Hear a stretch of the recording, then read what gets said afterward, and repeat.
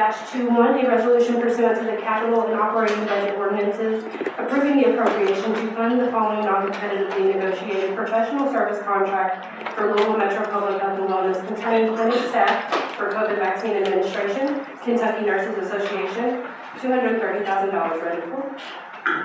Thank you, Madam Clerk. Motion, Piagentini. Second, Curtis.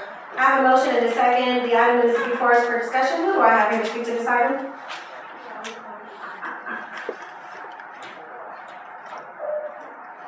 That would be me, Sarah Beth Hartledge, Interim Medical Director for Public Health and Wellness.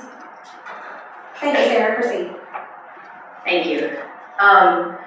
This contract is a new version. We've been working with Kentucky Nurses Association closely since the beginning of the pandemic, initially for testing sites and now for vaccinations.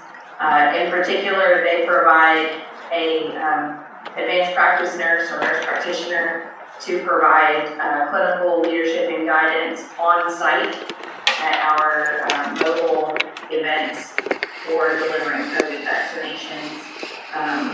And those events do focus on our harder to reach and harder to hit populations in the metro area. So KNA has been a great partner for us for some time, and we would like to extend that partnership. Thank you. Councilman Piagentini. Thank you. Just a quick question.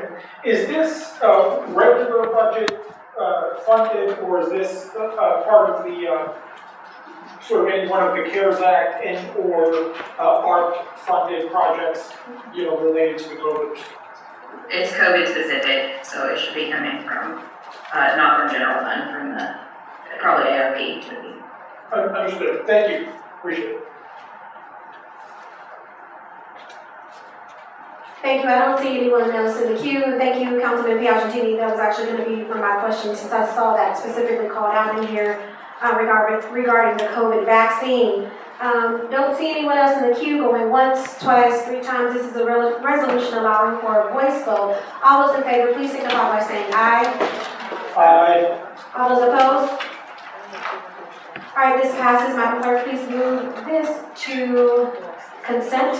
And would you please read item number 3 into the record for me? Thank you. Yes, item number 3 is R-082-21, a resolution pursuant to the capital and operating budget ordinances, approving the appropriation to fund the following non-competitively negotiated professional service contract for Louisville Forward concerning financial advice and canceling on complex financial arrangements, steel structures, and tax increment financing, Commonwealth Economics Partners, LLC, $108,000. Motion, Piagentini. Second, Curtis. Thank you. It's been properly moved and seconded. Who do I have here to speak to this item? Good afternoon, Chair Dorsey, Vice Chair Piagentini, and members of the committee. My name is Erica Smith. I'm Executive Administrator of the Department of Economic Development, and before you for consideration is Metro's annual contract with Commonwealth Economics. A little bit about Commonwealth Economics and the services they provide to both Louisville Forward and our Office of Management and Budget. The focus is on financial advice, counsel on complex financing arrangements and deal structures in general. They also advise us on deals involving tax increment financing. They assist Metro in ongoing reporting and document reviews required to receive state reimbursement under projects such as the Burgertown Stadium and Omnitip. So they begin working with us on the early part of the project or development that we're looking at in terms of feasibility, and they help us all the way through to the reporting and compliance function. They also have a great expertise in bond transaction structures and assist Metro in appropriately structuring bond debt for projects. They have really had the most relevant practical experience in dealing with those types of transactions across the Commonwealth. So much of their work with our agencies involves the analysis of refinancing of certain bonds, various proposed TIP projects, economic impact and feasibility of other large-scale real estate ventures. A great example of this is the Norton Healthcare Sports and Learning Complex, or center that we used to refer to as Heritage West. They also assist us in the analysis of various development projects, and really they're a resource for us from the beginning to construction to implementation. So funding for this agreement is included in Local forward's FY22 general fund budget as approved by Metro Council. And this year's agreement continues our multi-year partnership with Commonwealth Economics. And the terms of the agreement are unchanged from last year's agreement. It's a monthly rate that we pay for their services, and they're a great team to have on our team. So, and I'm happy to answer any questions. Councilwoman Purvis.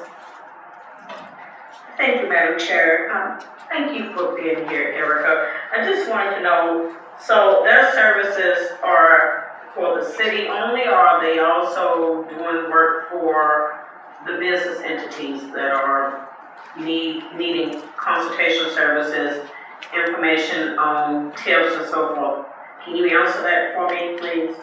Sure. Our contract with them is for them to provide direct services to the metro government. So, of course, as we're working through a project, we're receiving information from the business entities, and they help us run through the analysis and the financial feasibility of those projects, and to make sure that they're going to be eligible for certain incentives such as tips. So one of the key services that they provide for us, for example, is running the performance on a tip, and doing that really in-depth financial analysis to make sure that the project and the funding that the developer is bringing to the table will work for that incentive. So yes, they are providing services directly to Metro, and they're in our court to make sure that the project is a good investment and positive for our city. And one last question, in addition to the Norton's Sports Complex and the Omni, what other projects have they worked on? I also mentioned the Bridgertown Stadium. So I think if any kind of tip or proposed large-scale development project is presented to us, we have them on speed dial to call and help us start looking through the numbers and looking through the funding sources that the developer is bringing to the table. So if you'd like additional examples beyond that, I'd be happy to provide those to the committee. But really, we use them as a resource on the development projects across the board. As soon as a project is presented to us, we're seeking their guidance as appropriate. Thank you. Sure. Thank you, Councilwoman Purvis. I don't see anyone else in the queue, but I do have a couple questions. Really quick, to Councilwoman Purvis's point, I guess the cut and dry for me or brass tacks is simply, does this cover every TIF that comes before the Metro Council? I think there was one just done out in the outer loop area. There was also one done for the rabbit hole. So does this cover every TIF, or are there select ones that get chosen for this particular in-depth pro forma, etc.? We would seek their guidance on any tip that we were looking at or assessing for Metro government. Okay, so every tip that we have voted on or that has come to the council has been vetted through this process? We would seek their expertise, yes. And they're providing us with information. Of course, the decision-making happens under Metro government too, but yes, we do rely on their expertise. Okay, thank you. And then this is a to not exceed amount, just so that I'm clear? Correct. Okay, and that you mentioned that the services were the same from last year, but is the pricing the same? That is correct. Yes, the terms of the agreement, pricing, terms, service, scope of service are all the same from last year's agreement. So we're fine. All right, that's all I need to know. I don't see anyone else in the queue. This is a resolution allowing for a voice vote. All those in favor, please signify by saying aye. Aye. All those opposed? The resolution passes. Madam Clerk, please move this to consent and proceed with reading item number 4, please. Thank you. Thank you. Item number 4 is R-089-21, a resolution pursuant to the capital and operating budget ordinances approving the appropriation to fund the following non-competitively negotiated professional service contract for the Metro Council concerning musical performances, Louisville Federation of Musicians, local number 11-637 for $53,000 rental. Thank you. Motion, Piagentini. Second, Purvis. I have a motion by Piagentini, a second by Councilwoman Amy Houghton Stewart. This is a resolution regarding the musicians contract. Who do I have for us to speak to this item?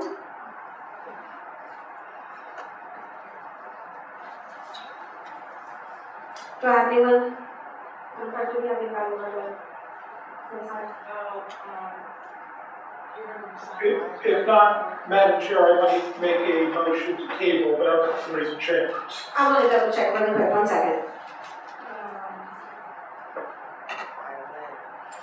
Okay, we don't don't have anyone to speak to this, it's fairly cut and dry, but for the sake of any questions, there is a motion on the floor to table, so I will second. All right, motion to table, we have a second. All those in favor of tabling, please signify by saying aye. Aye. All those opposed? All right, the item is tabled.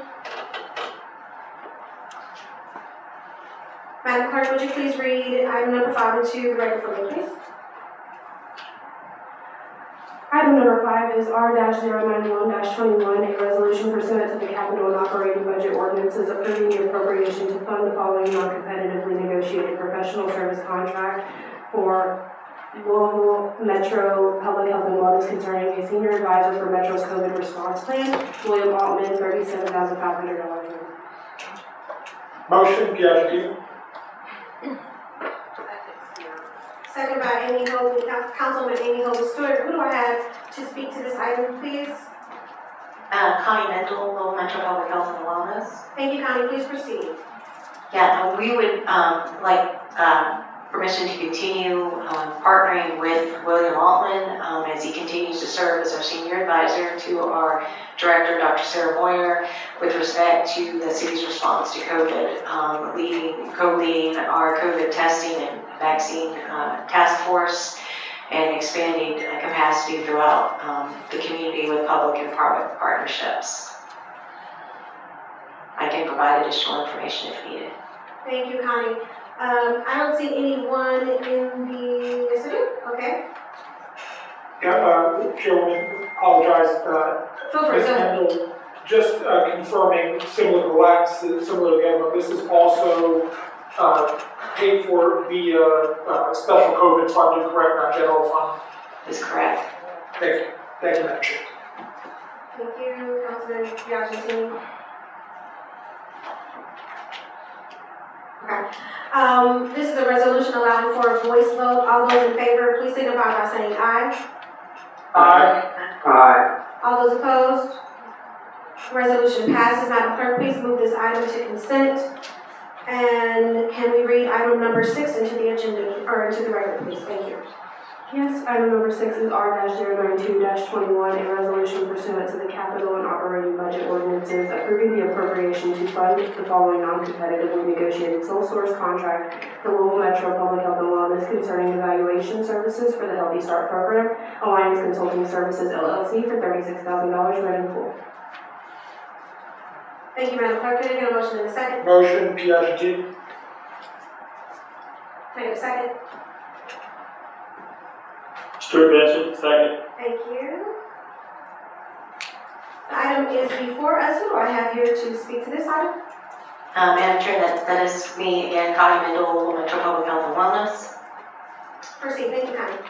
Yeah, we are the recipient of the 5-year grant from Health Resources and Services Administration, so HRSA, to operate our Healthy Start program, which requires an evaluation piece from an external evaluator and one that is approved by HRSA and the CDC. So it's a 6-step evaluation framework. The Alliance Consulting Services, they are approved as a Healthy Start program evaluator, and they've been doing that, providing that service to us for the last 5 years. So we ask that they continue doing that work to help with the success of our Healthy Start program. Thank you, Connie. Are there any questions? Anyone not able to get into the queue? Going once, twice, 3 times? All right, this is a resolution allowing for a voice vote. All those in favor, please signify by saying aye. Aye. All those opposed? All right, Madam Clerk, please move this to consent. It passes. And can we read item number 7 into the record, please? Thank you. Item number 7 is R-094-21, a resolution pursuant to the capital and operating budget ordinances approving the appropriation to fund the following non-competitively negotiated professional service contract for Louisville Metro Public Health and Wellness concerning specialized physician services in the area of chemical dependency treatment. Dr. Mark George, MD, $183,960, read in full. Thank you, Madam Clerk. Can I get a motion? Second, please. Motion, Piaget. Second, Stuart Benson. Who do we have here to speak to this item? This is Sarah Beth Hartledge from Public Health and Wellness again. Dr. George has been the physician of record at our Moore Center, that's medication assisted treatment for substance use disorder facility. And this contract is the same as his previous one-year contract, which ran from September 1st of 2020 to August 31st of this year. And includes his hourly rate for seeing patients, as well as a small reimbursement for professional meetings and education. And this is, as I said, the same as his last contract, and it's paid for out of the funding specific to the Moore Center and also from a core grant that we have that supports the work in that facility. All right, I don't see anyone in the queue, and thank you for adding that, Sarah. I do see Councilman Piagentini, but Sarah, thank you. There was a question that I did have regarding the grant. I do remember us receiving one to extend his hours. Is that part of this contract or regarding this number? I know we were trying to increase capacity. We are still trying to increase capacity, but it's based on an hourly service rate, so if we increase capacity, it will be inside this dollar amount. Okay, thank you so much. Councilman Piagentini. Thank you. Just curious, if you don't have the information, no objection to this, I just, maybe this could be a follow-up if you don't have the information handy, so I didn't prep you at all. But I'm curious, what over the past, I think we're going on our second year here, right? What do we see as trends? What do we see happening in this space? What do we see happening at the Moore Center, right? I'd be curious to get, if there's something they're already doing, right, as far as reporting outcomes, or if not, maybe just a general email, right, that says, hey, this is what we're seeing anecdotally, this is what the data says regarding what the trends are over the past year or so. It would be very interested in seeing, what impact this is having, and are things changing over time as far as what the Moore Center sees. Thank you. Yeah, I think paired with the other harm reduction services like the syringe exchange, that we do see some safer drug use, and also we direct people from the syringe exchange to the medication-assisted treatment facilities when they are ready to take that step. So I don't have a number in front of me, but we have had some transfers in that way, and the Moore Center capacity is basically as much as we can handle with the number of current employees and the square footage of space. We do look to expand to, right now they only use methadone, we're looking to use buprenorphine as well. That would be a second service line, but that's not ready to go live yet. Yeah, and again, any data as well, offline, right, we'll do it another day, that talks at a macro level, so not necessarily anecdotally, but what do we see as far as success outcomes, right, of the folks that we've seen, or is there follow-up we're able to do, that type of thing, so. I can pull that together for you. Awesome, thank you, Madam Chair, appreciate you. Thank you, and thank you, Sarah. Prior to COVID, the opioid crisis was actually labeled an opioid epidemic. So this is something that we do want to keep a good line of sight on, as the problem didn't go anywhere, but we did get a compounded problem with COVID. So thank you for your work in that. All that being said, this is a resolution allowing for a voice vote. All those in favor, please signify by saying aye. Aye. All those opposed? And the resolution passes. Madam Clerk, please add this to consent. And can you read item number 8 into the record for me, please? Yes, item number 8 is R-095-21, a resolution pursuant to the capital and operating budget ordinances, approving the appropriation to fund the following sole source contract with the Parks Department concerning the purchase of 2 mowers and 2 grinders for use on Parks golf courses, CCG Louisville LLC, DBA University of Louisville Golf Club for $40,000 written full. Thank you, Madam Clerk. Can I get a motion in a second? Trent Piagentini. Second, Stuart Benson. Second, Amy Hogan Stewart. Motion by Anthony Piagentini. Who do we have to speak to this item here today? Margaret Roscoe, Chair Dorsey. Thanks for having me, appreciate it. Obviously, we are in dire need of equipment for our golf courses, so we work with all of the partners that we have. U of L had a few pieces of equipment that's generally used, and they contacted us, so this is going to be a great addition, again, to our system that we used in golf, and I'm happy to entertain any questions. Councilman Piagentini. Thank you, Madam Chair. Ms. Pasco, I'm curious why, and maybe I got this back, maybe we did, and this is just the actual allocation of funding, but you said yourself, right, desperate need of equipment, right? How come we haven't gotten working that into, because this is all capital equipment, right? This is an operating expense, correct? The funds that we used to purchase this are the funds that we had a surplus in golf, and so all money made in golf stays in golf, and so that'll be the funds that are the revenue that was generated in golf. And also some of the additional the general fund dollars that council allocated from the previous fiscal year. Okay. Then, I guess that's good, right? And I think one of the beautiful success stories about golf over the past 2 years has been it's gone from, in totality, a drain on the general fund, which means a drain on taxpayers, to very sustainable, right? This is paying for it, it's being paid for by itself, right? Or through the funds generated to golf activity. So I guess, why are we so behind in some of these, some sort of dire need, right? What can we do to get in front of these dire needs and make sure we don't get to this point yet? And is there anything else we need to do? Yeah, absolutely. What we've done is we worked with all of our golf professionals, our operations staff, and you all at the Metro Council to identify the needs at all of the golf courses now that we do have funding available to make improvements. So we have a 3-year project plan in place for golf. And we continue to make improvements. So hopefully you've noticed at your golf courses there have been a number of improvements that have been made already across the board, and we'll continue to do that with a host of projects on tap this winter. Obviously a lot of those will be done in the winter because they'll have the least impact on play.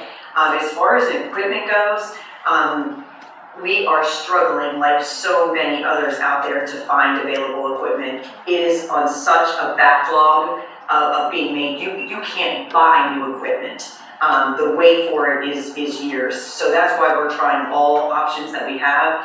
So we're looking for gently used equipment, our name's on waiting lists for new equipment, and so we're trying to get it as quick as we can. Good, thank you for clarifying that. Thank you, Madam Chair. Thank you, Councilman. Are there any other questions I would see? Yes, I do. Councilwoman Holden Stewart. Yes, good afternoon, Margaret. I just wondered if any of this equipment came with a warranty. Does a warranty come with any of it? I am not sure on these particular pieces of equipment. I certainly can check with you and get back to you if there's a warranty that still exists on this equipment. Okay, that'd be great. I just think $40,000, and 2015 is not that old. Sometimes those pieces of equipment do carry warranties. Thought that might be something of interest. Thank you, Councilwoman. And going once, twice, anyone else in the queue? All right, this is a resolution allowing for a voice vote. All those in favor, please signify by saying aye. Aye. All those opposed? Madam Clerk, please move this item to consent as it passes. I do want to announce that we have been joined by Councilman Mulvihill and President James and Councilwoman Nicole George. They have joined us some time back, but I wanted to make sure that we read that into the record.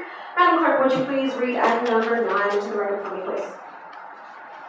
Yes, item number 9 is R-096-21, a resolution pursuant to the capital and operating budget ordinances approving the appropriation to fund the following non-competitively negotiated sole source contract for animal services concerning a blood work analysis device, IDEX Distribution Inc., $75,000. Ready for? Thank you, Madam Clerk. Can I get a motion? Motion, Piagentini. Second by Holden Stewart. Who do I have here to speak to this item? Hi, it's Ashley Book. I'm with Animal Services, and I appreciate you all having me here today. We are actually looking, this is a continuation of a sole source contract with IDEX. This is our in-house blood work machine. They also allow us to do consults for our in-house x-ray machine, so we can reduce our outsourcing costs. This is not an addition to our budget, but something that has already been budgeted for, so just a continuation. Thank you, Ashley. Councilman Piagentini? I'm sorry, I guess I'm confused. Are we is this a continuation of an existing contract, or is this that we're purchasing the equipment to in-source it so we can? Oh, I'm sorry. It is a continuation for a lease agreement. By having it leased rather than purchased, they handle all the maintenance costs. Just out of curiosity, what would this cost to purchase? Do we know? I mean, in other words, what's the difference between purchase to lease? I mean, let's put it this way: leasing a car is more expensive than buying a car, right? It's just a matter of time, right? It's cheaper today to lease it, but more expensive in the long term. I'm just curious if we run that analysis or know what the difference is continuing to lease versus ultimately buying it, or is buying it just we don't have the manpower to run it, even if we did run it? Buying it is a definitely a lesser cost. Like I said, with leasing it, they handle maintenance, so we don't have to worry about buying a new machine if something breaks on these, because they are very touchy. By leasing it, we also get bulk discounts on testing that we use for them. So like we do heartworm tests on every animal that we put up for adoption or send home. And so by having our lease machine, we actually get bulk discounts on those blood work analysis tests. So I understand. I mean, it sounds like let's put it this way, we're to some degree, I forget what the technical term is, but we're transferring the risk, right, to their organization as opposed to us by leasing instead of buying. I would ask, I'm not going to hold this up, I mean, obviously a very important thing, but maybe before next year it would be helpful to have completed a full analysis, right? I mean, we might run a large enough operation that we could assume the risk and still reduce costs, right? I would be interested to see, definitively, hey, you know what? The risk is so great that we could lease this indefinitely, it would still be less cost to us, versus the alternative, which is, yeah, right, we'll spend a little more upfront, but within 5 years, we more than recoup the cost, and we don't have to replace the machine. I'm making that up, I have no idea, but next go around, if you don't mind, that would be great. Thank you. All right, thank you, Councilman Piagentini. I don't see anyone else. So actually, it looks like I just made a note for next year that we have a bit of almost a CBA attached to this, a little bit of an analysis to look at the frequency of the maintenance, potential cost of that maintenance, and then in addition to that, looking at what our costs will be for batch submissions of various items outside of the discount if we move from lease to ownership. So, all that being said, I did want to put that in the record for you. If there are no other questions, this is a resolution allowing for a voice vote. All those in favor, please signify by saying aye. Aye. All those opposed? Madam Clerk, this passes. Would you please move it to consent? Before we move to item number 10, I want to go back and to see if Ray was available for item number 3. So maybe we'll, guess that will stand. Madam Clerk, can we go back to item number 1? It was tabled. So could you read that again, and then we will have a motion to untable that. Yes, item number 1 is R-077-21, a resolution pursuant to the capital and operating budget ordinances approving the appropriation to fund the following non-competitively negotiated professional service contract for Louisville Metro Police Department concerning a coordinator for the Sexual Assault Forensic Examiner Program, University Medical Center, Inc., DBA University of Louisville Hospital, James Graham Brown Cancer Center for $92,000 ready for. Thank you. Motion on the table. So move Purvis. Second on table. Thank you. Who do I have here to speak to this item? Madam Chair, just a point of order, we actually have to vote, so. Oh, sorry, thank you, Councilman. All those in favor of untabling, please signify by saying aye. Aye. All those opposed? Motion to untable passes. Who do I have here to speak to this item?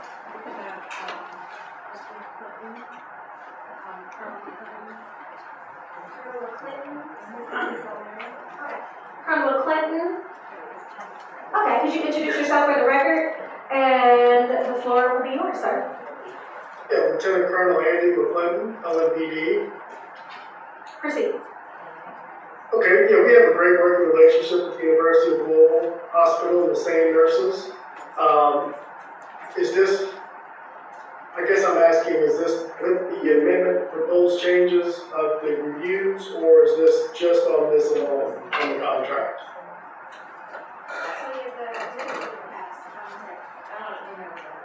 I don't think the amendment has passed, sir, so we're reading it as is. Okay, as is, then yes. There was discussion prior, it was tabled prior about adding some language. If that language is not being added, then yes, we support this, the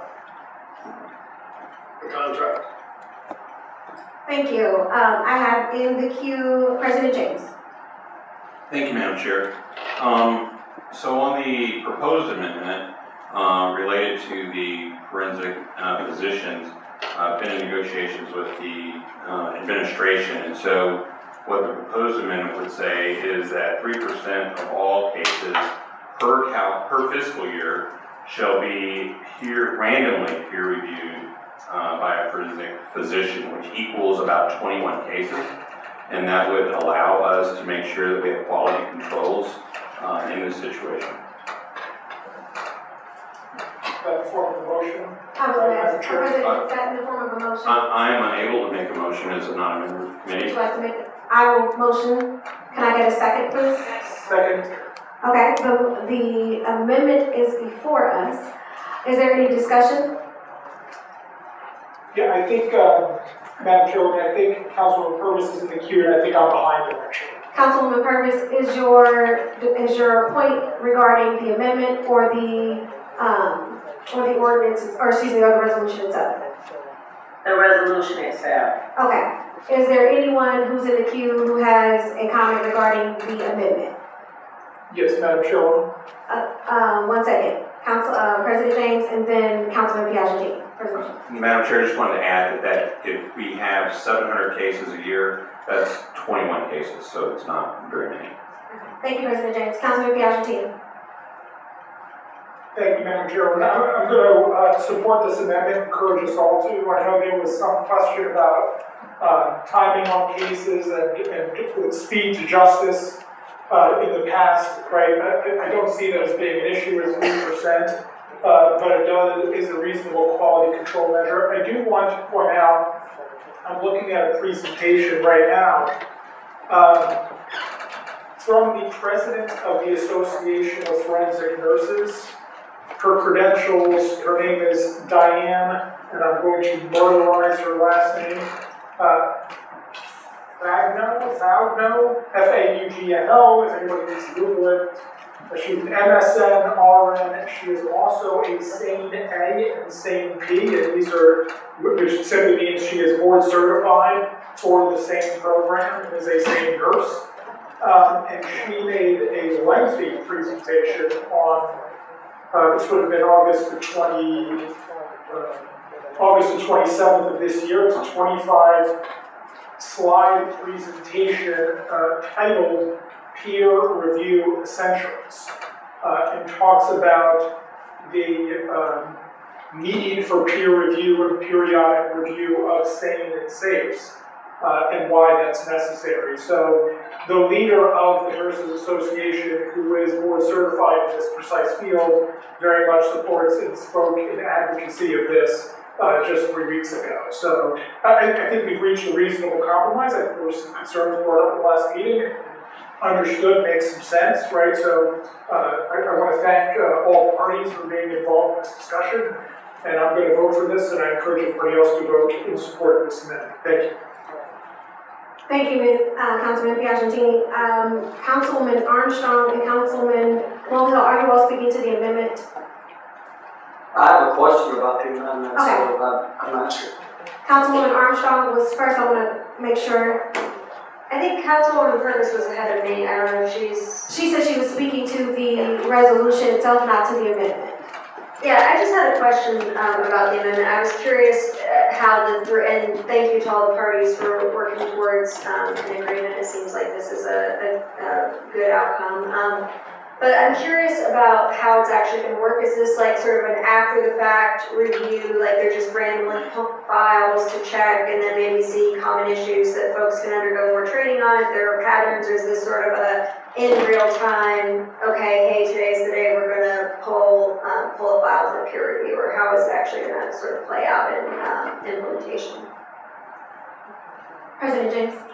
Thank you, Madam Chair. Councilman Chambers Armstrong says that in real life, it would not be that a doctor would be called to the scene or to the hospital. It is just a peer review randomly of 21 of the cases throughout the year to make sure that we're making the correct calls on those cases, and if any training or different procedures or policies need to be put in place that they can be to make sure that we do better in the future.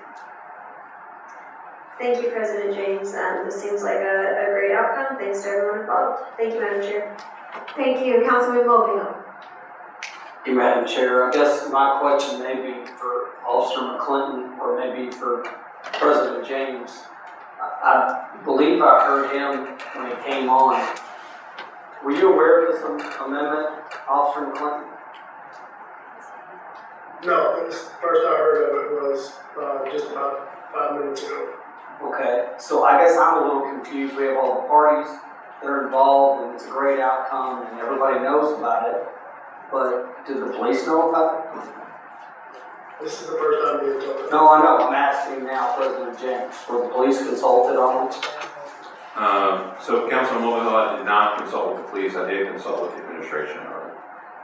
Okay, and who is that, if you can say? That would be Wanda Mitchell-Smith, the liaison for Metro Council with the administration.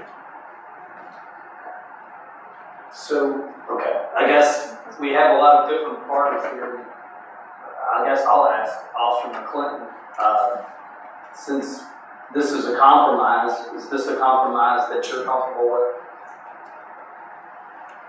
I would like the opportunity to discuss it with U of L and with our partners to see if it's reasonable, and, you know, that's the only thing I would like a chance to talk to. We have a long-standing working relationship with U of L and with the same nurses. And, you know, I'm assuming this is the first we're hearing of it, so I would like to speak with them about it. Okay, well, if that's the case, we can vote on the amendment, but I would move to table the entire item without the input of University of Louisville and the police on this matter, considering they're the people that are administering the contract. So, Okay. thank you, Madam Chair. Thank you. Councilman Piagentini. Thank you, Madam Chairwoman. I appreciate what you're saying, Councilman Mulvihill. I usually am in support of tabling and talking more because, in this case, I just want to read, here's my concern, right? U of L represents the same nurses, right? They do not represent the city and the constituents' interests, right? They represent themselves. I'm interested in their input. Their input is just that, input. Again, I'm looking at this deck, glad to email this out, presented on August 27, 2021, by, again, the president of the Association of Forensic Nurses, who's board certified in doing these reviews. I mean, there probably can't be anybody more of an advocate than her in doing these reviews and how important they are. And I'm going to read from slide 11, quote, "SANES need a well-defined and consistent peer review process." So I want to make sure everybody's on board, but I can't see how putting a 3% threshold isn't in anything but everybody's best interests. And then what this whole deck ends up talking about is how this ends up benefiting everybody, benefits of peer review, it increases knowledge, learning experience, puts the process to constructive input, increases experiences, increases autonomous practice, because as people are trusted more when you audit their work, then they can autonomously work more, level of care is increased, decreased burnout. I mean, there's all this expertise from outside of just LMPD and, from the head of the people that run this mandate board. And so, again, I'm not saying that delaying for a little more conversation doesn't hurt, but, I just want to put in perspective that U of L's a perspective, and we have a lot of perspectives here, including those who are experts in this field, who are certified in this field, who believe that this is there should be a peer review process. And 3% does not seem to be egregious. As a matter of fact, it seems very reasonable. Thank you, Madam Chair. Thank you, Councilman Piagentini. Councilman Mobile, yes, please proceed. Okay, thank you, Madam Chair, and I don't object to what has come up with, and I have all the utmost respect for Wanda Mitchell-Smith, but she's not a party to the contract, doesn't administer it. The folks that are dealing with the contract and have dealt with this process, as long as they were made aware of it, but they're not made aware of it until 5 minutes into this meeting, 5 minutes ago after we've been in this meeting quite a while. I would have thought if we're going to negotiate or going to have a compromise that everybody's comfortable with, it's 3%, it's 5%, whatever it is, that they would have been consulted. So, I mean, nothing against the proposal, but I'd like to hear from the people that are going to be impacted and what they think, and if this is the right amount, the right quotient to use as a sampling. Again, all of respect with Wanda Mitchell-Smith, but doesn't have a medical degree, doesn't focus on this. So I don't know who she talked to, she's not present either. So I'm not comfortable moving forward when we table this to talk to the parties to reach a compromise, and it sounds like we haven't talked to the parties. So I will be asking it to be tabled, and I can certainly get over it.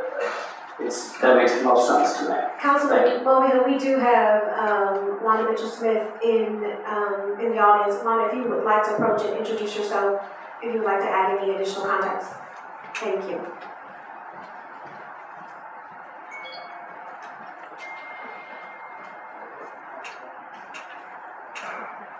Good afternoon, Madam Chair. Thank you so much, Wanda Mitchell-Smith, for the administration. Councilman Mulvihill, I did speak with the leadership of LMPD. I guess the messaging just got crossed up and didn't get to Lieutenant Colonel McClinton, and it was agreeable also speaking to the nurses as well. Does that answer your question, sir? Thank you, Madam Chair. You did consult then with relevant parties. Sorry for Officer McClinton, who's a little bit here in the dark, maybe as I was in my comments. But those comments weren't given on the record until you just stated that. So you've talked to all the relevant parties about this? I have talked to LMPD, I have talked to the nurses, yes, sir. Okay, thank you. Thank you, Wanda, thank you. Okay, and Councilwoman Armstrong, I did see your text as well, but the floor is yours, and I will see if she's in the audience. Is that what you're on the call? Okay.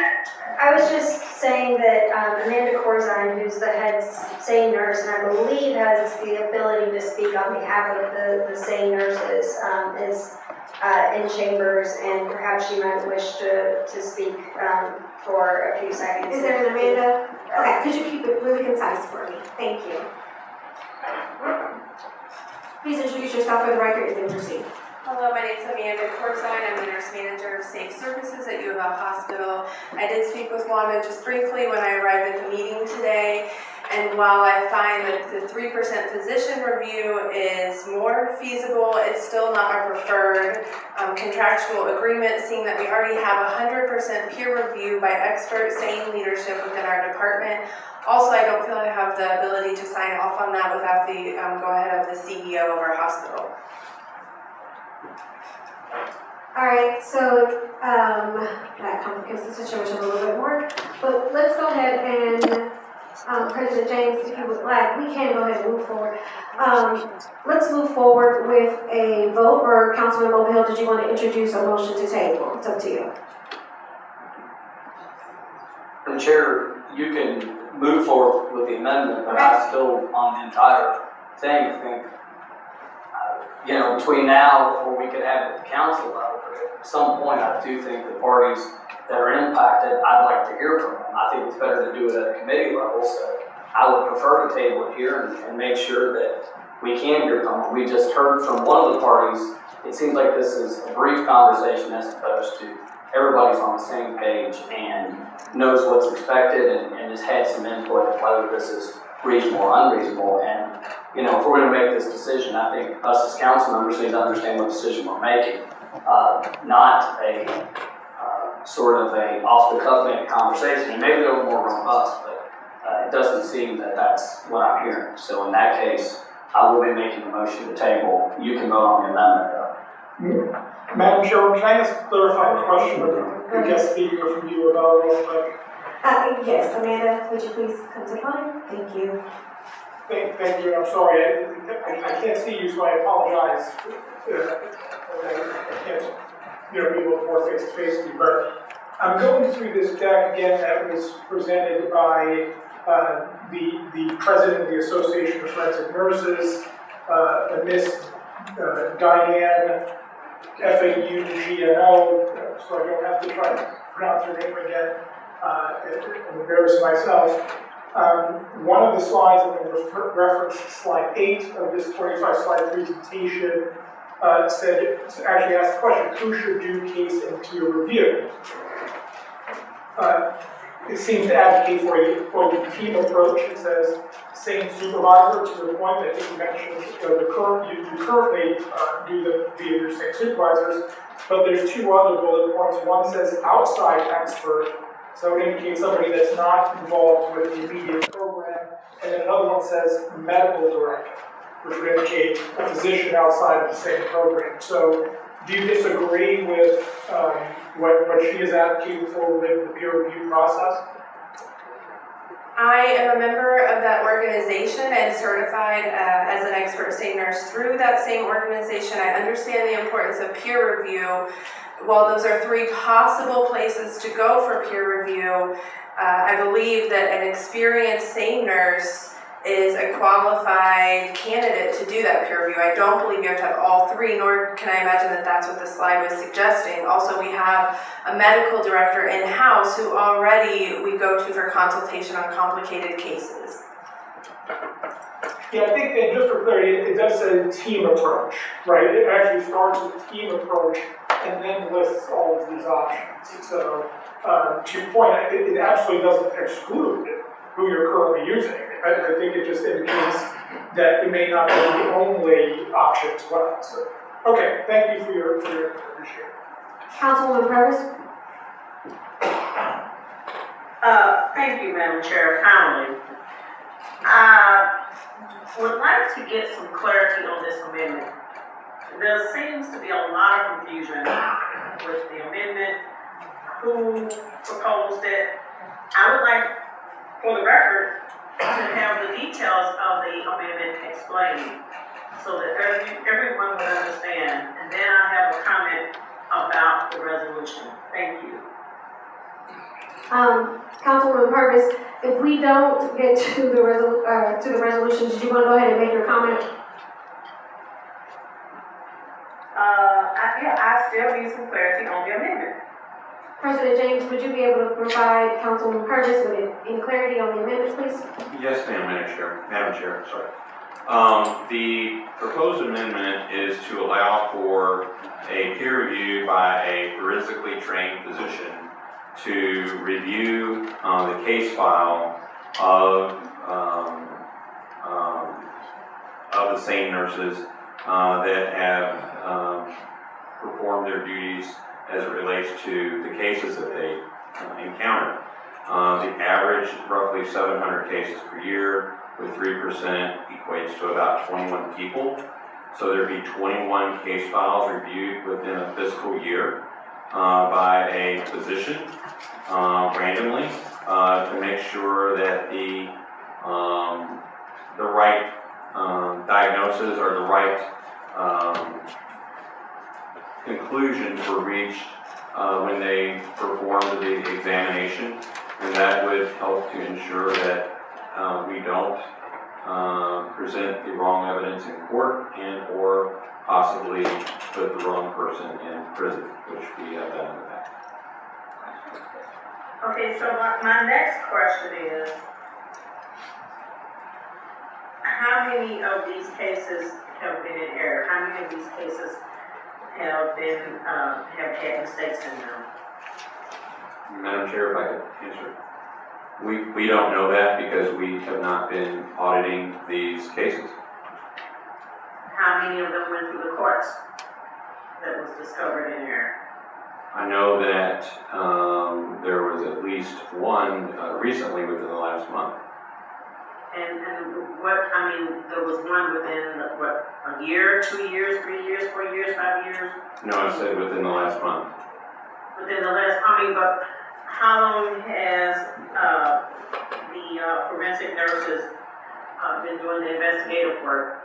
And They've been doing it for years, but again, we've not been auditing these cases, so we don't know if there's any mistakes that have been made. how was the mistake discovered a month ago?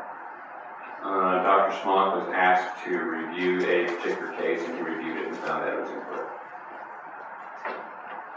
Who made the request for him to review that case? That I couldn't tell you.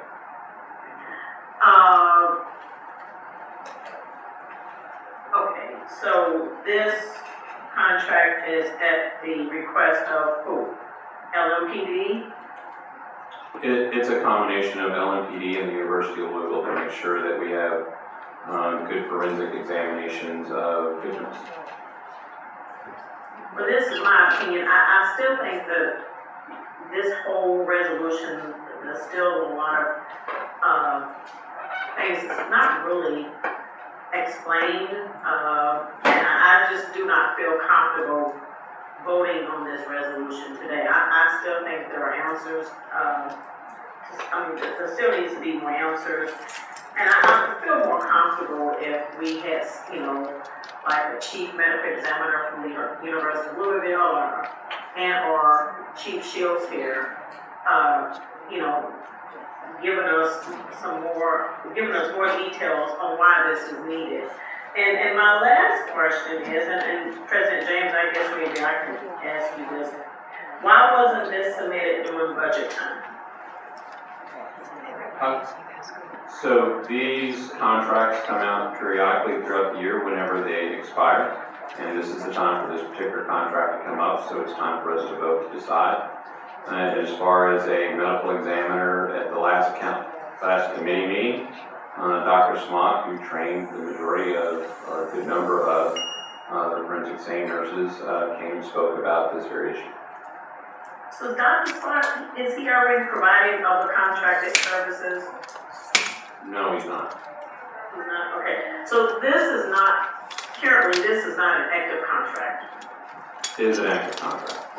It is already a contract in force. They're performing these duties today as we speak. They're performing the duties, but is there a contract?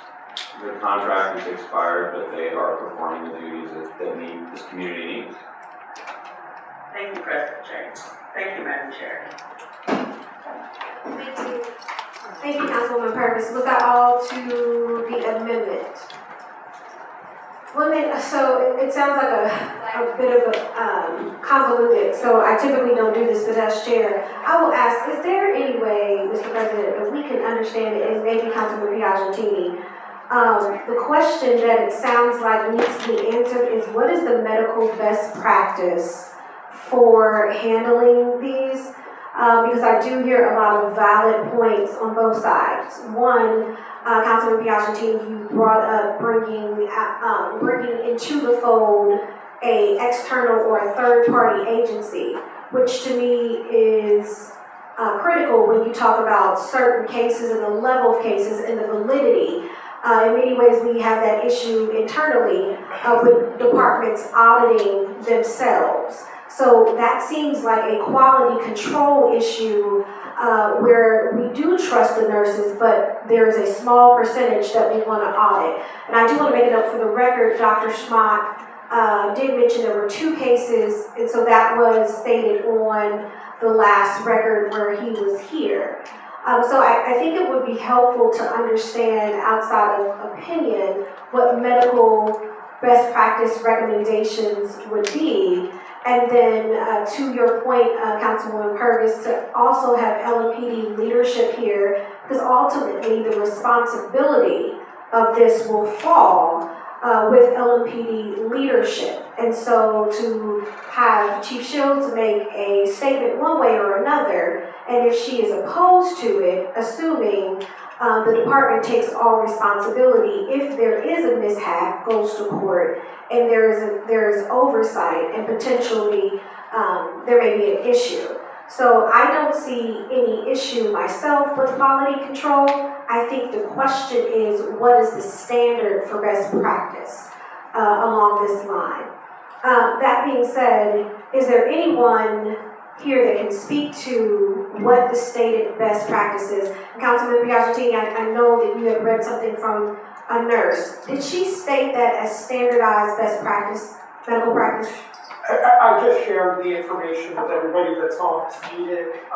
And again, I apologize, I was literally searching my email for all the documentation I had about after this meeting started. So it wasn't my intention to ambush anybody here. So I just sent it out. Everybody can read it. It's a presentation that was given by this individual. And you know, look, maybe what I would recommend, I say we email the president of this association who gave this presentation and ask her. This would necessitate tabling this, I think, as Councilman Mulville said, to get a third. I mean, what we have here, I'm with you, Chairwoman. We have a lot of interested parties here, okay, between U of L and LMPD and everybody else. Why don't we go to the president of this organization? She has a slide in her presentation that talks about having outside organizations and medical directors as part of a team environment do peer review. Let's just ask her, say, look, what is the specific best practice? This is what we're proposing to do. This is what we currently do.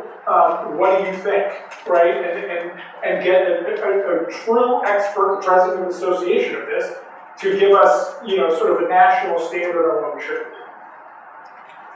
Thank you. Thank you, Councilman. If I could give a chance to speak. 1 second. Thank you, Councilman Piagentini. Councilwoman Purvis, I see you in the queue. President James is first, Councilwoman Purvis, and then Colonel. President James. Thank you, Madam Chair. I just would like to remind everybody that Dr. Swank did speak to Dr. Bill Roston, who is the Chief Medical Examiner for the state of Kentucky, who believed this is the best thing to do, and said that he would be willing to do it. Thank you. Thank you, President James. Councilwoman Purvis. Thank you, Madam Chair. So if we're gonna do 21 cases at random a year, what will that cost the taxpayers?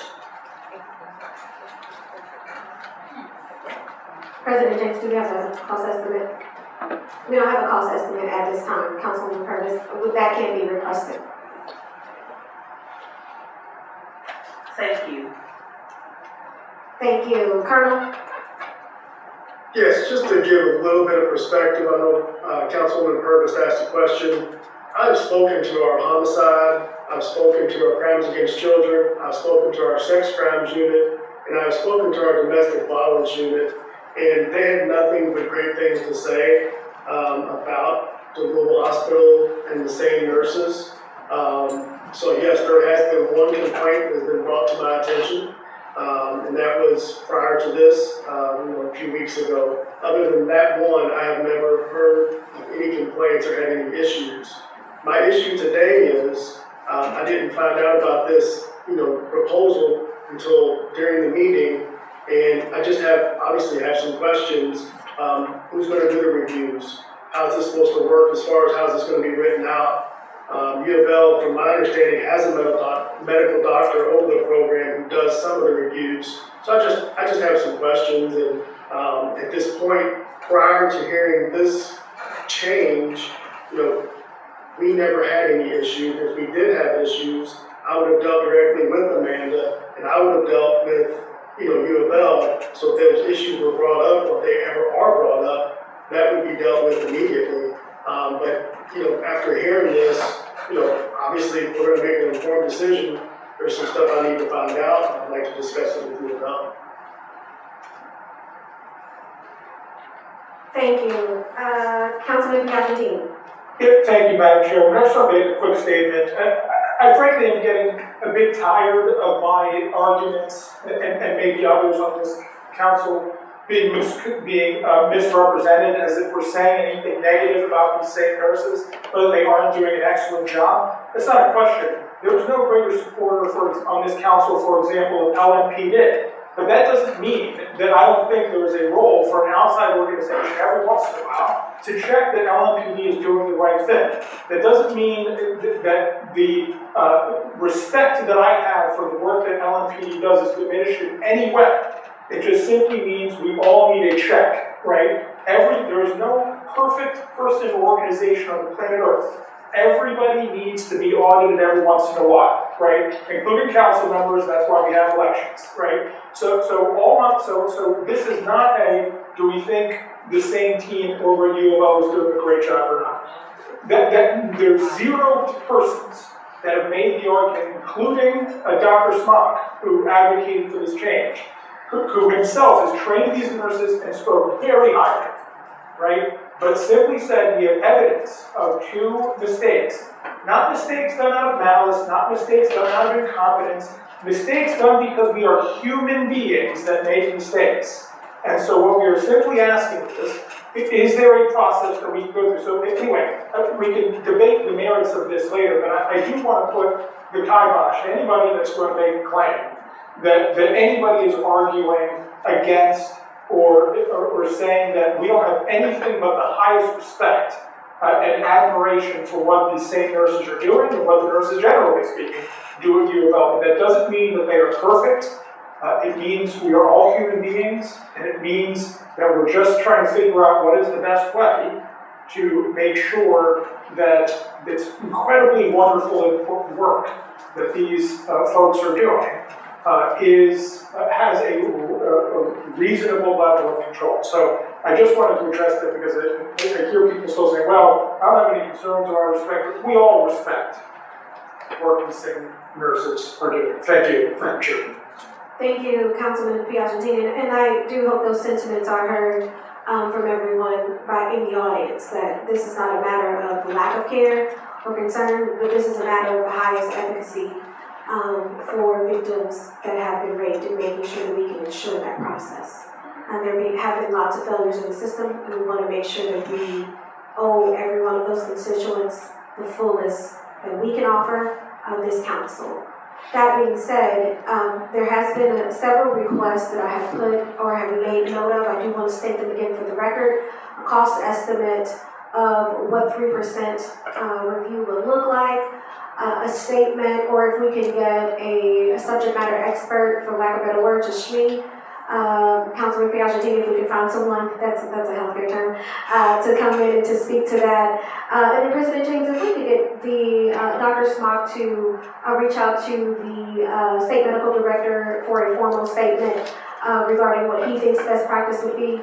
And then Wanda Mitchell-Smith, if we could have Chief Shields here, as the ultimate responsibility will fall under her leadership at our next meeting. I do want to make everyone aware of 2 points. One, we will not have committee the last week of this month, so to table this means that we would be putting this off approximately, another 3 to 4 weeks, Sonia? 3 weeks. So I do want everyone to be cognizant of the timing around delaying this for 3 weeks, and someone did ask a question around the timing of the contract being expired, but the services are still being performed. That's 1. 2, if we table today at the point where we are at, the amendment dies and it would have to be reintroduced. I don't think anyone has a problem with that, as it may have to be restated when we understand what medical best practices are, but I do want to make that known. So what we'll do is we will have a motion to table. Councilman Bowman, if you want to exact that. Then we can vote that up or down. If the motion for tabling passes, the amendment dies, and then we will revisit this in 3 weeks with those questions answered, hopefully, in our preferred guests. That was a good recap. I'm pat myself on the shoulder. Okay, so, is there anyone else in the queue before we proceed? All right, Councilman Moville. Madam Chair, I will make a motion to table. Thank you. Is there a second? Second, Purvis. All those in favor, please signify by saying aye. Aye. Madam Clerk, could you do a roll call vote on the motion to table, please? Yes, Madam Chair. Chairmember Dorsey, Yes. Vice Chair Piagentini, Yes. Committee Member Purvis, Yes. Committee Member Mulvihill, Yes. Committee Member Winkler, Committee Member Benson, Yes. Committee Member Holton Stewart. Yes. All right, this item is tabled and we will revisit in 3 weeks with those additional follow-ups. Thank you everyone for your time and patience on that. We will move now to item number 10, which is the public hearing portion of this meeting.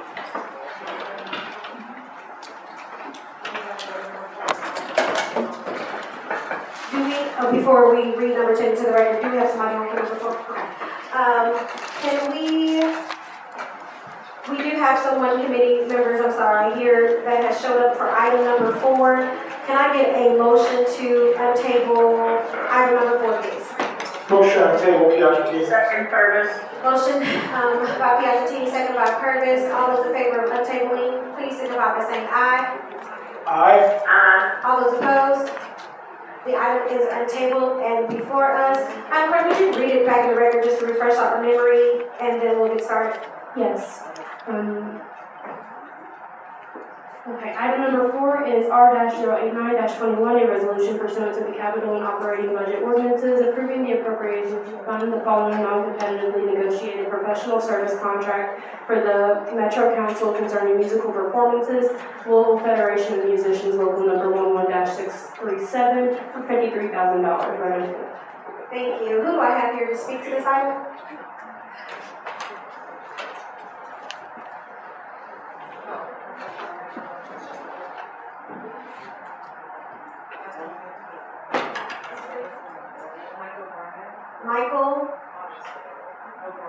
Michael O'Brien?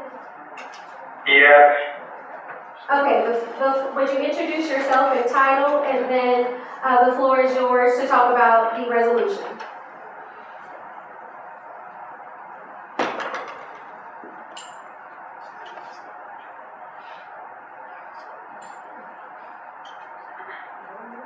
Mr. O'Brien? I'm just having difficulty. I'm just a participant. My phone's not set up. We can hear you if you'd like to explain it. If not, we can move forward. Yeah, I believe it'd be best to move forward. Thank you. Okay. We will get someone who can speak to this item. Can I get a motion to table, please? Table. Second. Thank you. Motion is second. All those in favor of table, please signify by saying aye. Aye. All those opposed?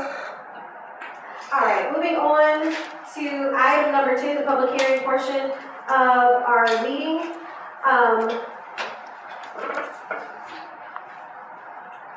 Those addressing the committee should refrain from using any profanity or making derogatory statements to and or about council members. Please, each speaker will have 3 minutes to speak. Only one person may speak during that time. It cannot be yielded. And we have 8 speakers who are registered. I do ask that we do keep the timing tight, as we will have to cut off after 3 minutes just due to the timing. So, first I have, and I want to make sure I pronounce this correctly. If I don't, please correct me when you get to the stand. It's Nancy Calicante. And Nancy, if I did not pronounce that right, would you please state it correctly in the record, just so we have it? Thank you. It's Cavalcante. Chairwoman Dorsey, Labor Committee, Labor and Economic Committee members, and other council members, I want to thank you for giving me this opportunity to speak today. I'm Nancy Cavalcante, a committed and concerned resident of District 26 and also a member of the 490 Project. I'm here today to ask you to be bold, to vote no, and to send it back. I wonder why you would vote any other way on these newly proposed contracts. I ask you to be bold, to vote no, and to send it back because these contracts continue to allow for the following.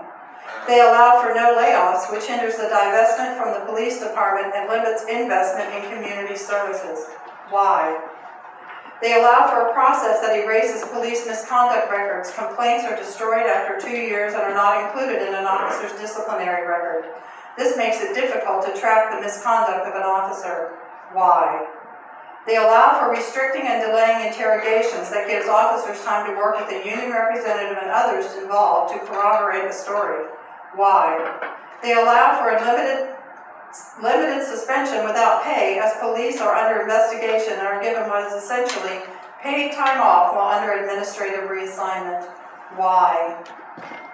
They allow for lack of clarity to ensure that all unjustified use of force is a fireable offense. Why? They allow for lack of clarity about the nature and efficacy of the proposed training that will be required to assist police in overcoming explicit or implicit racial and gender bias. Why? They allow for limiting of release of public records in police personnel files without the officer's express permission, which obstructs access to what should be available to the public. Why? They allow for the use of our tax dollars to go toward the payment of legal fees, settlements, etc. for officers' misconduct. Why? I stand here today to ask you why. Why would you vote yes for a contract that continues to have problematic provisions that negatively impact our communities and our city? Many of you have said many times, both last fall and in private meetings with different people, that you would be very upset if this contract came back or these contracts came back with some of these provisions in them. Well, it's come back with those provisions. They're still problematic and they still do not keep our communities safe. Now is the time. Now is the time to be bold. Now is the time to vote no. And now is the time to send it back. Thank you. Thank you, Nancy. Ariana Livingston, and I see that you are online.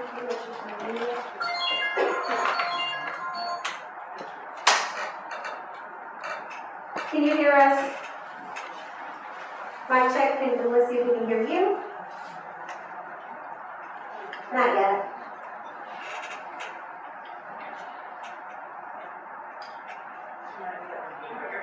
Yes, we can hear you. Would you please say your name correctly for the record? Because I messed it up. I don't want to do that. And then we'll proceed with the time. I don't know, does she have a timer in front of her? Oh, yeah, she won't. No, it's okay. My remarks fit within the 3 minutes. Perfect. So, all right. good evening, Councilmember Dorsey, and good evening, other committee members. Thank you for this opportunity to speak regarding the FOP collective bargaining agreements, CBAs. I'm Ariana Levinson, and I am a District 8 resident and a member of the 490 Project. Today, I am here to ask you to be bold, to vote no, and to send it back. Why are we so concerned with the police CBAs as opposed to other CBAs? Police carry weapons and kill people. Librarians and electricians do not. Police have the ability to frighten people in a way most other workers do not. I have a friend who has to worry about being stopped by LMPD officers when taking out the trash to the alley behind his own house, simply because he is a black man. While this negotiation process resulted in a few positive changes, there are not enough. Let's not wait another decade to make the needed changes. We of the 490 Project have had the opportunity to speak with several council members over the past several months who have shared the changes they hope to see with this contract. One member expressed he would like to see the removal of the suspension memo permitting officers paid suspension, so effectively vacation, for all but the most egregious conduct. While the language of Article 17, Section 3 changed, this critical change was not made. Unpaid suspension is still permitted only in extraordinary circumstances. Another member expressed she would like to see citizen complaints retained and tracking of which officers' complaints were lodged again. Again, while the language of Article 17, Section 1 has changed, with complaints now retained for 2 years, they are not retained in the officer's disciplinary or personnel file. So there is still no assurance that management or the public can track which officers have had a pattern of complaints lodged about them. A third member expressed she wanted to see problems mentioned by Campaign Zero's Nix the Six addressed. If you have read the 490 memo, which we again thank the clerk for circulating, you will see that only one of the 6 has been addressed. While officers no longer have access to body cam footage before incident interviews, the proposed CBAs still disqualify misconduct complaints, erase misconduct records, delay interrogations, limit oversight and discipline, and require us, the public and metro government, to pay for police misconduct. For these reasons, I am here today as a citizen and an active member of this community, asking you to stand up for those who have elected you to serve as our council representatives. Now is the time for change. Be bold, vote no, and send it down. Thank you, ma'am. Thank you. And you were right about your timing, it was perfect. Abby Long. Abby Long?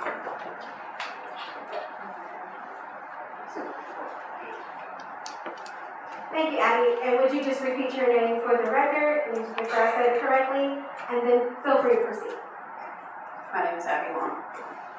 I'm a proud resident of Shelby Park, District 4. You voted yes to LMPD raises in November 2020. In that meeting, I heard many of you say that you would approve the raises but would wait for change at the next CBA negotiations starting in January 21. You lost your bargaining chip when you voted for those raises. Voting no on these CBAs is the last and only stop you have left. I still see many problematic provisions in the proposed CBAs that allow officers to skirt around accountability.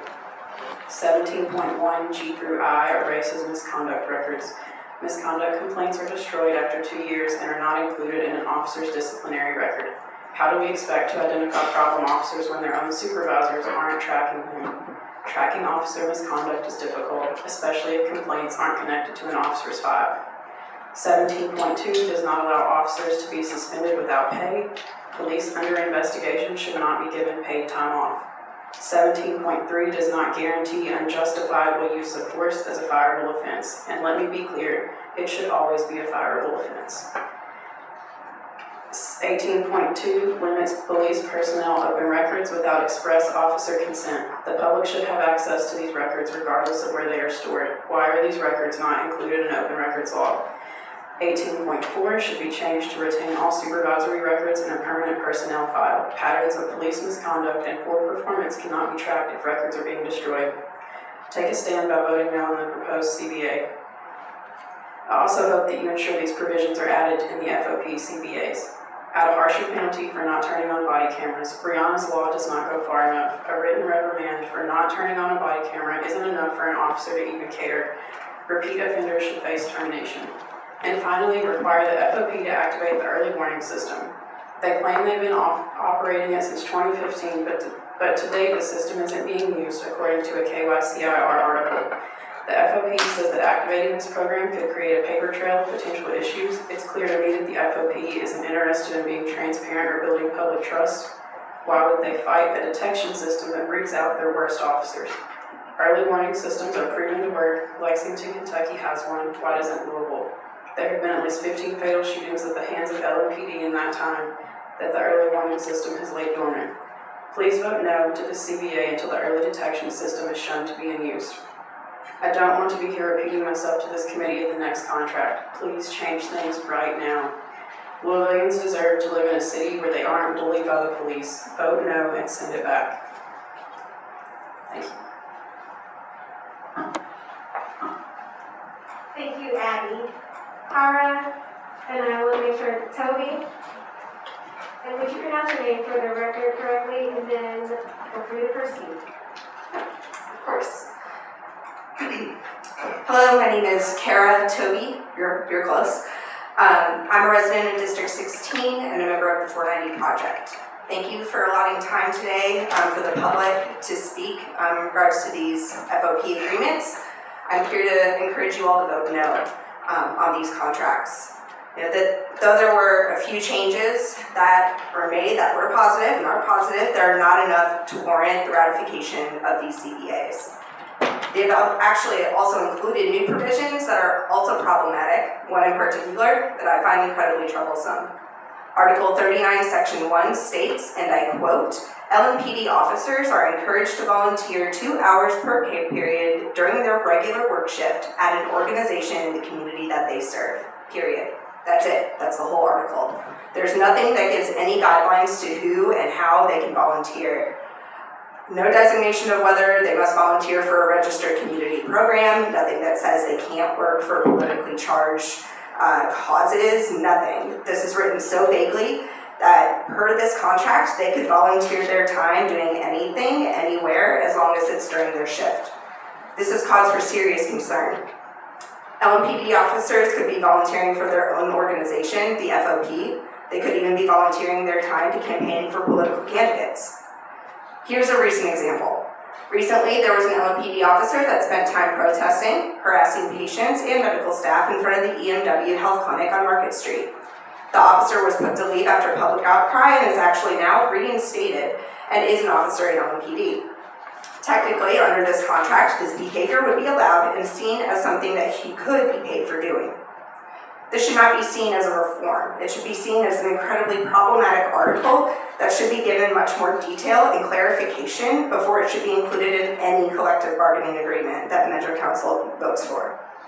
In addition, there has been some comments about this specific article as it was included in the settlement with Breonna Taylor's family.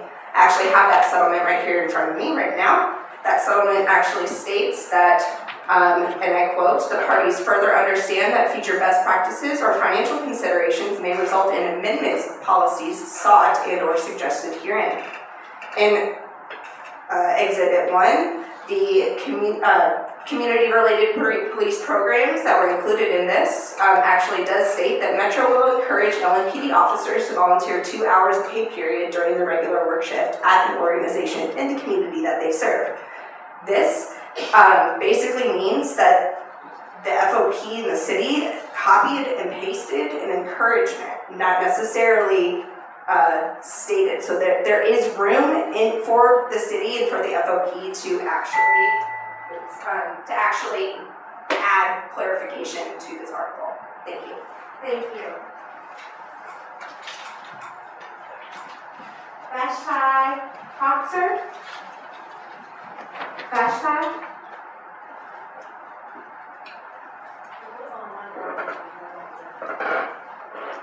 All right, I will call one more time. Vashti?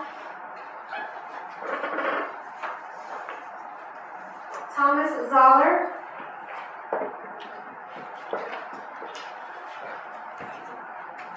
Thomas, would you state your name correctly for the record and then proceed? Thank you. Yes, my name is Thomas Zoller, and I live in southwest Jefferson County. And I appreciate the opportunity to speak. Allow me to ask some questions.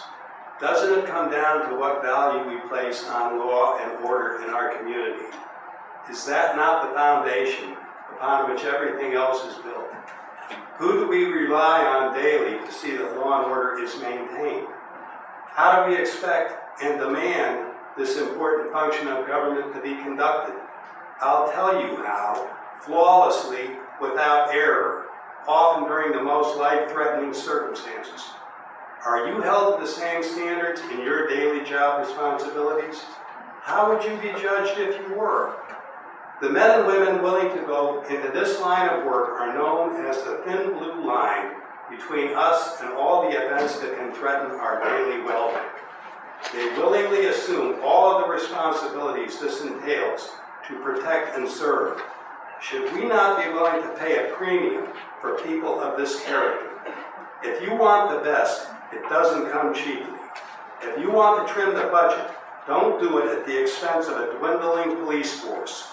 We can have all the nice parks, music festivals, sporting events, art centers, and so on. but they cannot coexist and thrive in an environment of increasing mayhem.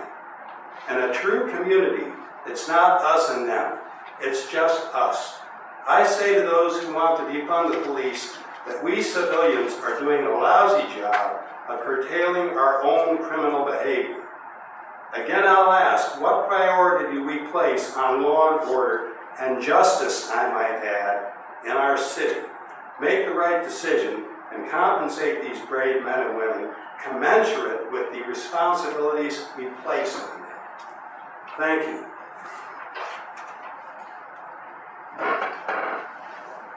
Thank you, Thomas. Emily Gentry. Emily Gentry?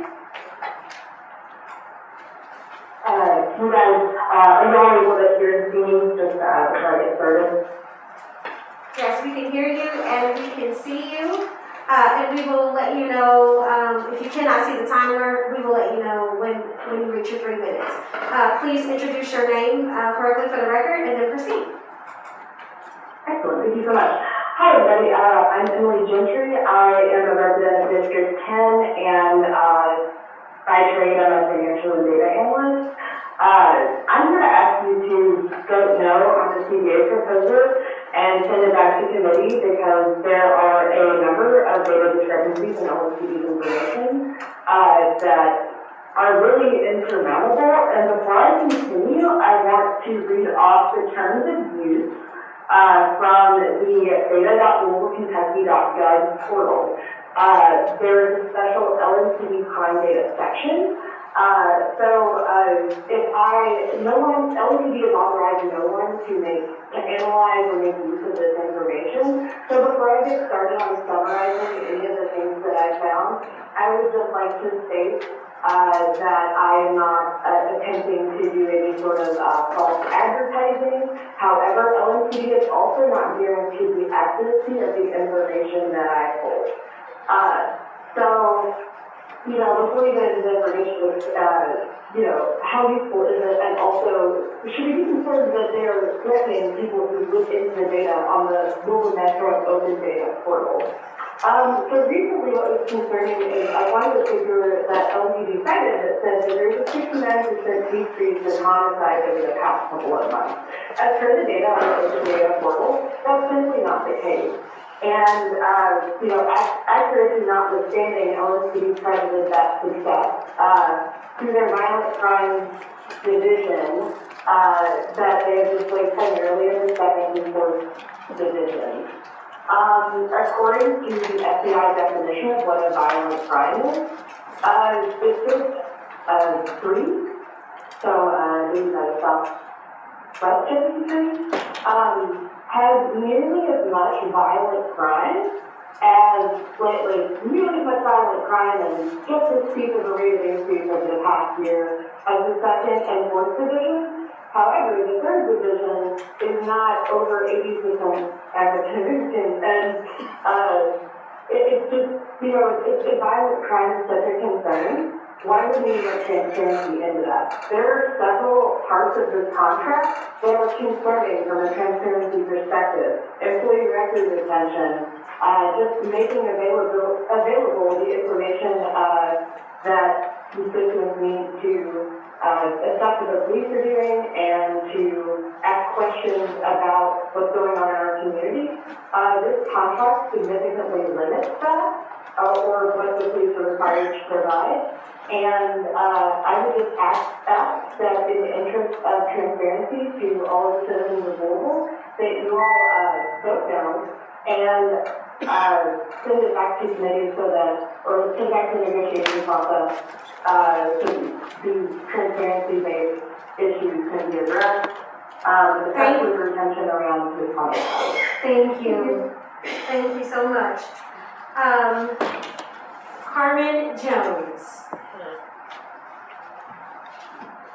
Carmen Jones.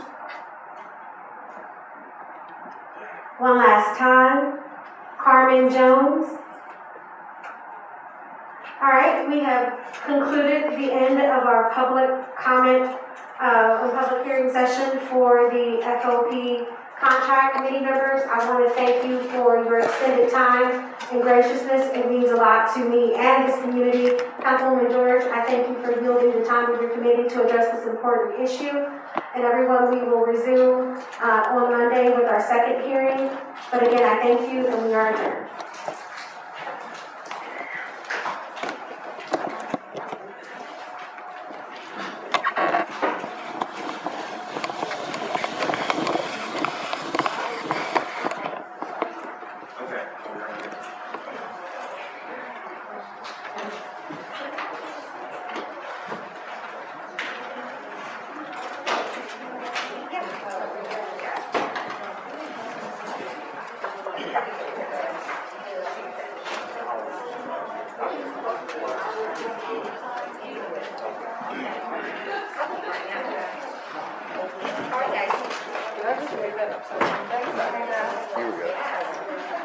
When I picked it back